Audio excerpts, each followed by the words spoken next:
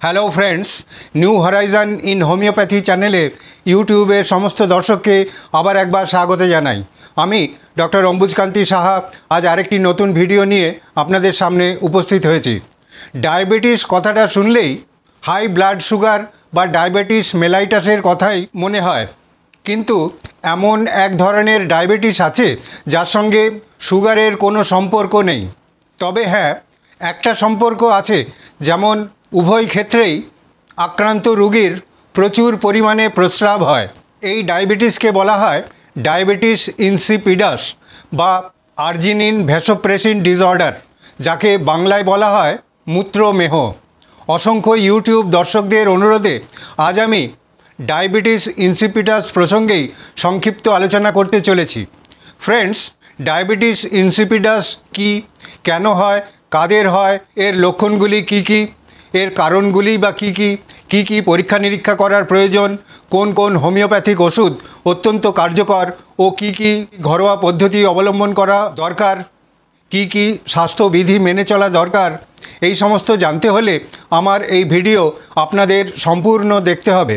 আর যদি ভিডিওটি ভালো লেগে থাকে তবে অবশ্যই লাইক করবেন, বন্ধুদের মধ্যে শেয়ার করবেন, কোনো প্রশ্ন থাকলে হোয়াটসঅ্যাপে লিখে জানাবেন।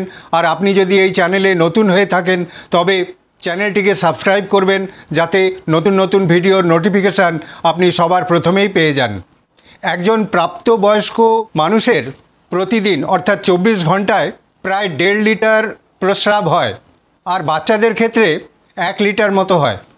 তবে হিসেব মতো আমাদের দুটি কিডনির মধ্যে থাকা ছাঁকনি বা গ্লোমারিউলাস সারা দিনে বা 24 ঘন্টায় রক্ত ছেঁকে 180 লিটার জল মূত্র হিসেবে শরীরের বাইরে বের করে দিতে পারে, কিন্তু বাস্তবে তা হয় না, হয় শুধু 1 থেকে 1.5 লিটার ইউরিন। আর এর কারণ হলো একটি হরমোন যার নাম অ্যান্টি ডায়ুরেটিক হরমোন বা আর্জিনিন ভ্যাসোপ্রেসিন। এই হরমোন মস্তিষ্কের হাইপোথ্যালামাসে তৈরি হয়, আর সেখান থেকে পিটুইটারি গ্ল্যান্ডের মাধ্যমে রক্তে পৌঁছায়, আর সেখান থেকে দুটো কিডনিতে আসে। আর 24 ঘন্টায় এই 180 লিটার জল থেকে 178.5 লিটার জলকে পুনরায় রক্তে শোষণ করে ফেলে, আর তার ফলেই মাত্র 1.5 লিটার ইউরিন শরীর থেকে বেরিয়ে যায়। আর বাকি জল আবার রক্তে মিশে রক্তের মাধ্যমেই শরীরে প্রবাহিত হয়।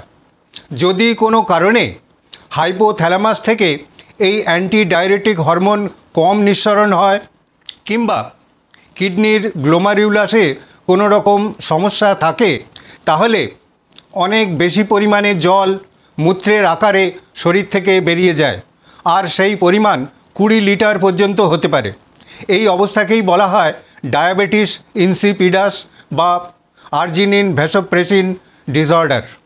আর এর প্রধান লক্ষণ হলো সারা দিন রাত অস্বাভাবিক পরিমাণে জলের মতো ইউরিন হওয়া আর অস্বাভাবিক জল তেষ্টা পাওয়া। বেশি দিন ধরে এই সমস্যা চলতে থাকলে ডিহাইড্রেশনের নানা রকম লক্ষণ দেখতে পাওয়া যায়, যেমন মাথা ঝিমঝিম করে, মাথা ঘোরায়, বমি বমি ভাব হয়, শরীর খুব দুর্বল লাগে। আর বাচ্চাদের ক্ষেত্রে ডিহাইড্রেশনের কারণে কোষ্ঠকাঠিন্য দেখা যায়, শরীরের ওজন কমে যায়, বমি বমি ভাব হয়, বমি হয়, জ্বর আসে, এমনকি শরীরের বৃদ্ধি পর্যন্ত ব্যাহত হয়। ডায়াবেটিস ইনসিপিডাস হবার প্রকৃত কারণ যদিও আমাদের জানা নেই, তবে দেখা গেছে এর পেছনে একটা জেনেটিক ফ্যাক্টর কাজ করে। আর তাছাড়াও যদি ব্রেনে কোনো রকম আঘাত লাগে, তার ফলে হাইপোথ্যালামাস বা পিটুইটারি গ্ল্যান্ড ইনজিওর্ড হয়, তাহলেও ডায়াবেটিস ইনসিপিডাস হতে পারে। আবার ব্রেনের কোনো অংশে টিউবারকুলোসিস হলে তার থেকেও ডায়াবেটিস ইনসিপিডাস হতে পারে। পিটুইটারি গ্ল্যান্ডের টিউমার হলেও ডায়াবেটিস ইনসিপিডাস হতে পারে। আবার অনেকের ক্ষেত্রে সুস্পষ্ট কোনো কারণ না থাকলেও ডায়াবেটিস ইনসিপিডাসে আক্রান্ত হতে পারেন। যে কারণেই হোক, কারোর মধ্যে ডায়াবেটিস ইনসিপিডাসের কোনো রকম লক্ষণ অর্থাৎ অতিরিক্ত প্রস্রাব হওয়া বা ডিহাইড্রেশনের কোনো লক্ষণ দেখতে পেলেই সঙ্গে সঙ্গে একজন অভিজ্ঞ চিকিৎসকের সঙ্গে যোগাযোগ করতে হবে। উনি রুগীর শারীরিক নানা রকম পরীক্ষা করে ও কিছু কিছু পরীক্ষা নিরীক্ষা, যেমন ব্লাড এক্সামিনেশন করে সুগার আছে কি না তা জানা, আর ইউরিন এক্সামিনেশন করে ব্রেনে কোনো টিউমার হয়েছে কি না তা জানার জন্য এমআরআই করে আর তাদের ফলাফল দেখে বলতে পারবেন এই সমস্ত লক্ষণ ডায়াবেটিস ইনসিপিডাসের কারণেই হচ্ছে কি না। এছাড়াও আরেকটি পরীক্ষা আছে যা বাড়িতে বসেই করা সম্ভব, তাকে বলা হয় ওয়াটার ডিপ্রাইভেশন টেস্ট। এই টেস্ট করার জন্য পেশেন্টকে সারাদিন বাড়িতে থাকতে হবে আর একেবারেই জল গ্রহণ করা চলবে না। আর একটা জিনিস লক্ষ্য রাখতে হবে, সারাদিনে কত প্রস্রাব হচ্ছে বা ইউরিন আউটপুট হচ্ছে।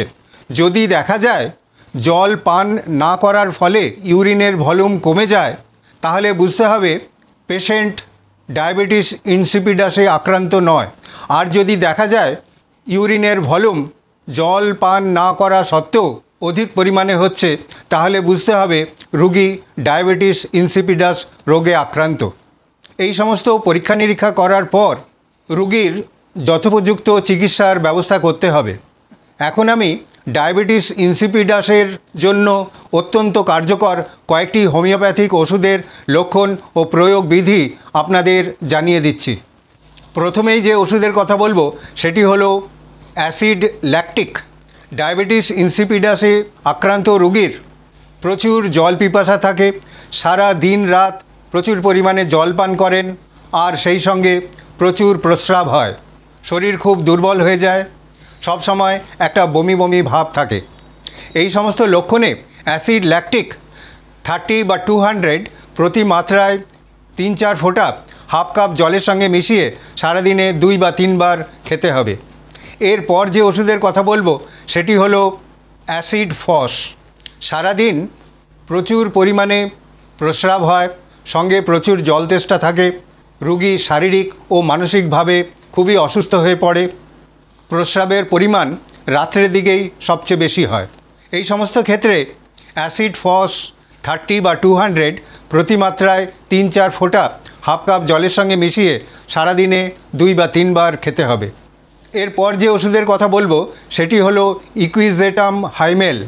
সারাদিন বারবার প্রস্রাব হয়, সবসময় মনে হয় ইউরিনারি ব্লাডার পূর্ণ হয়ে আছে, প্রস্রাব করার সময় জ্বালা ব্যথা করে।